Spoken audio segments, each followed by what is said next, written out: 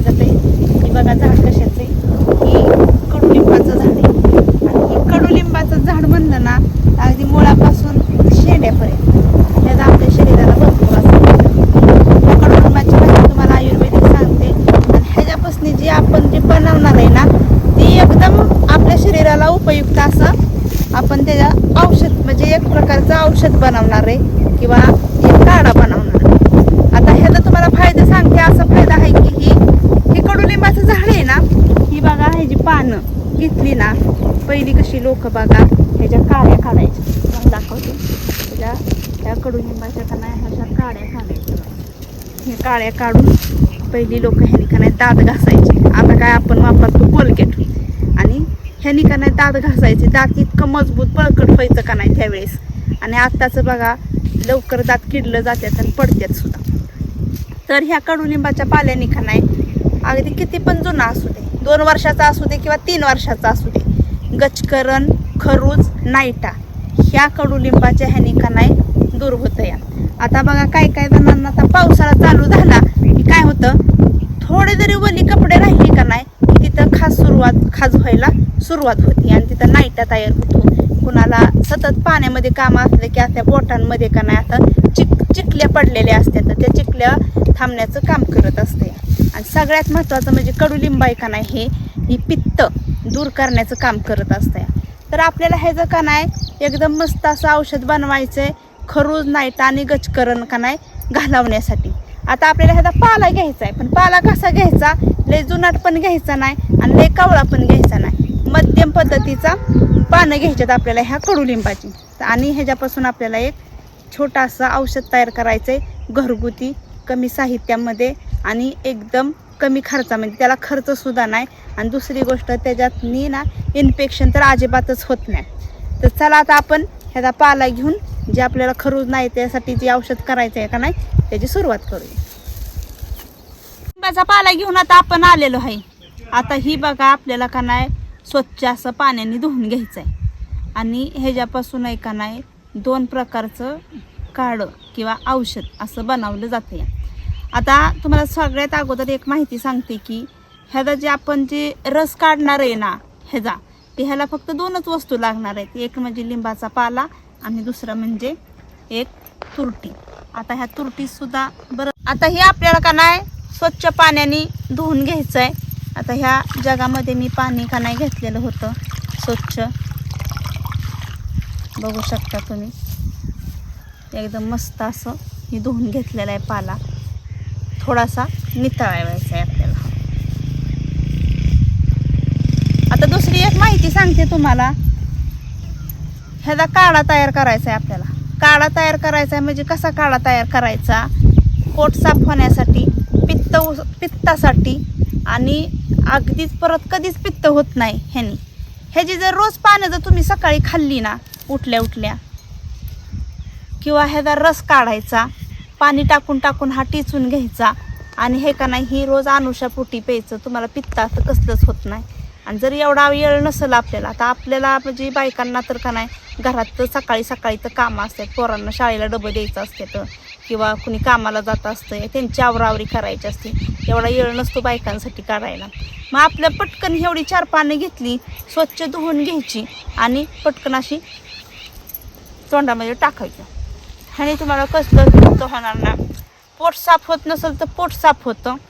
कुणाला कसं पित्त होत असतं तर जळजळ करत असतं, आंबली पित्त होत असतं, कधी कधी कुणाला तर अशा गांद्या उठतात बघा, त्याला आपण काय म्हणतो पहिली म्हणायची माणसं की ह्याचा पित्त उसळला असेल. म्हणून साठी का नाही हा कडुलिंबाचा जर पाल्याचा तुम्ही रस काढून जाऊ सकाळी सकाळी अनुषापोटी प्याला, किंवा अशी 1 तोरांबीच काढून त्याची पानं जर तुम्ही अनुषापोटी जर खाल्ली ना तुम्हाला पित्त असं कधीच होणार नाही. आणि ह्या काडीने दात घासलं ना दात एकदम मजबूत आणि बळकट होते, दात किडायची पण शक्यता कमी असते. तर चला आपला हे पाला आहे का ना पूर्ण पाणी घातलं नितळलेलं. याचा पाला काढून घ्यायचा आपल्याला. तुमच्या घरामध्ये काय जे असेल साधन त्यानुसार हा असा तुम्ही पाला काढून घेऊ शकता. खलबत्त्यात बी कुटू शकता किंवा मिक्सरला जर बारीक करायचा असेल ना तुम्हाला तरीसुद्धा तुम्ही करू शकता. आणि ह्यो उपायानं आपल्याला कमीत कमी का नाही 7 दिवस करायचा आहे. 7 दिवस उपाय करायसाठी का नाही, खरूज नाईट आणि गचकरण जाण्यासाठी आपल्याला उपाय आहे ना 7 दिवस करायचा आहे. रोज त्याच्यावरती लावायचा आहे. त्याच्यासाठी आपल्याला एकदम आहे का नाही हा रस काढून ठेवला का नाही तरीसुद्धा चालतो. या मला मी काढून घेतलेला आहे, बघू शकता तुम्ही. आता हे आपल्याला कुटून घ्यायचं आहे. मिक्सर जर असेल का नाही तर मिक्सरच्या भांड्यात गरदऱ्याने फिरवला की लगेच सगळा रस तयार होतो. मात्र हे कुटत असताना का नाही आपल्याला ह्याला पाण्याचा अजिबात वापर करायचा नाही. चैत्र महिना आला की ह्या लिंबाला पालवी फुटली जाते.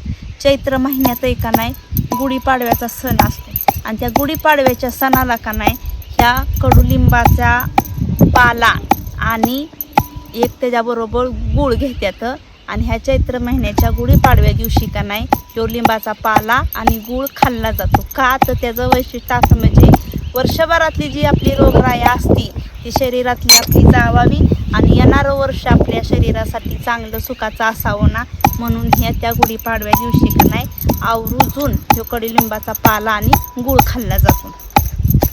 तर चला मंडळी, ही का नाही आपल्याला जो रस काढायचा आहे का नाही ह्याच्यासाठी आता आपल्याला ही तुरटीचा खडा जी लागणार आहे ना ह्यो ह्याच्यात टाकायचा.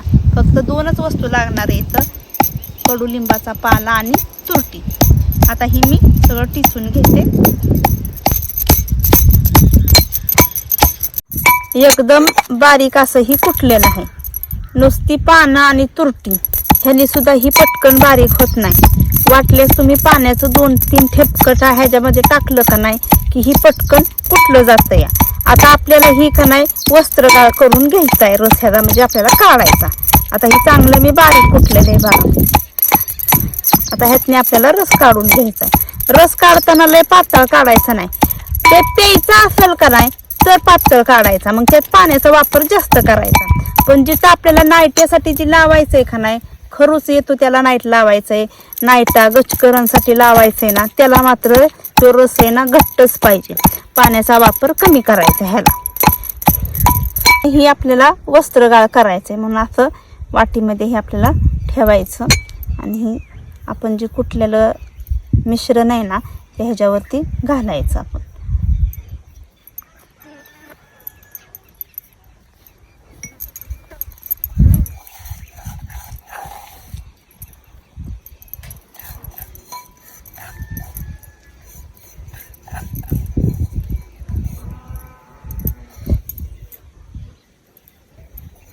असं पांढऱ्या कापडामध्ये का नाही आपल्याला ही घ्यायचं आणि हे असा ना पिळून पिळून काढायचा रस.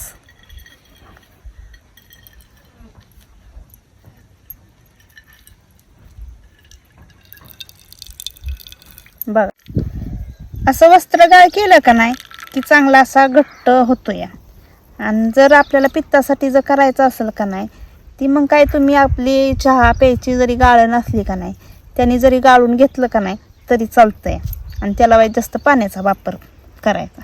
आता चांगला असं ही पिळून पिळून काढायचं आहे आपल्याला.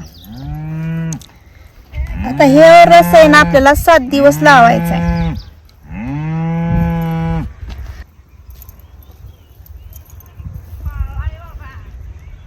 मस्त असं बघा आपण एकदम ह्याच्यामध्ये का नाही चोथा राहिलेला आहे. आता आपला हा बघू शकता तुम्ही, हा आपल्याला वापरायचा नाही.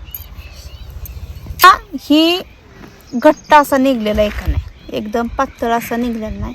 ही आपल्याला ना 7 दिवस हे लावायचं आहे. जिथं तुम्हाला नाईटा उठला असेल का नाही तिथं 7 दिवस लावायचा.